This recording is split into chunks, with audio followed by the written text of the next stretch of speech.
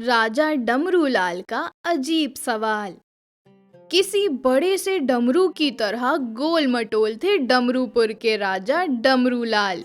हंसते तो लगता सच्ची मुच्ची डमरू बज रहा है।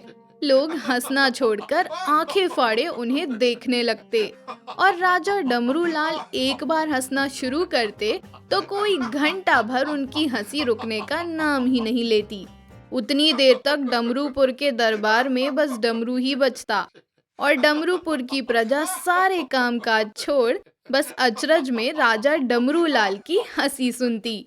डमरूलाल की एक और आदत थी, वो दरबार में बड़े अजब गजब सवाल पूछते, जिन्हें सुनकर दरबारी चकरा जाते। उन्हें कोई जवाब ही नहीं सूझता था।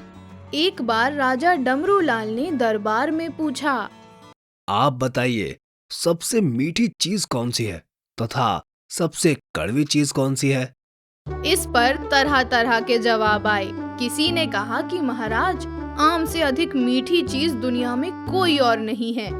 किसी ने खरबूजे और तरबूज का नाम लिया, किसी ने गुड़ तो किसी ने चीनी को सबसे मीठा बताया। इसी तरह कड़वी चीजों के नाम भी आए। किसी ने नीम तो किसी ने करेले को सबसे कड़वा बताया। कुछ दरबारियों ने जंगली बूटियों के भी नाम लिए। लोटन दास बिल्कुल चुप बैठा था। राजा ने पूछा, क्यों लोटन दास, तुम्हें कुछ नहीं कहना? लोटन दास बोला, महाराज, मैं अपना जवाब जल्दी ही दूंगा। कुछ दिन बाद डमरूपुर के राज दरबार में ऊंची पगड़धारी एक अनोखा व्यक्ति आया। बोला, महाराज, मैं घग्रनाथ हूँ, आपके पड़ोसी राजा महापराक्रमी नील नीलांबर जी का राजकवि। आपको शायद अपनी वीर और समृद्धि का कुछ अधिक घमंड हो गया है, पर वे इतने बलवान है कि जब चाहें आपकी शान को धूल में मिला सकते हैं। सुनकर राजा डमरूलाल ही नहीं, सभी सभासद भी क्रोध में थर थर कांपने लगे। राजा डमरूलाल ने हाथ में तलवार खींच ली। गरज कर बोले, ठहर दुष्ट, तुझे तेरी दुष्टता की सजा मिलेगी। हम तुझे कारागार में। पर वो अपनी बात पूरी करते इससे पहले ही चमत्कार हुआ। घग्गरनाथ ने देखते ही देखते अपनी दाढ़ी और पगड़ी उतारी तो सब चौंके। सामने लोटनदास खड़ा था।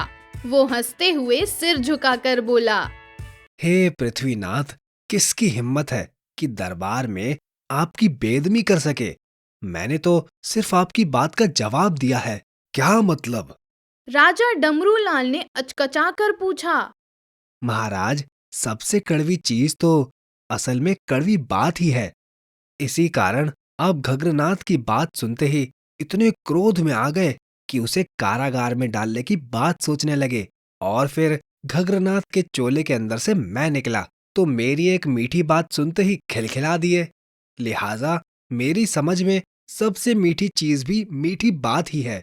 सुनकर राजा डमरूलाल ही नहीं, सभी दरबारी भी चकित थे। राजा डमरूलाल ने आगे बढ़कर लोटनदास को अपना कीमती हीरो का हार पहना दिया। फिर हंसे, खूब हंसे, खूब खूब हंसे और कोई घंटे भर तक डमरूपुर में राजा डमरूलाल की डमरू जैसी हंसी गूंजती रही।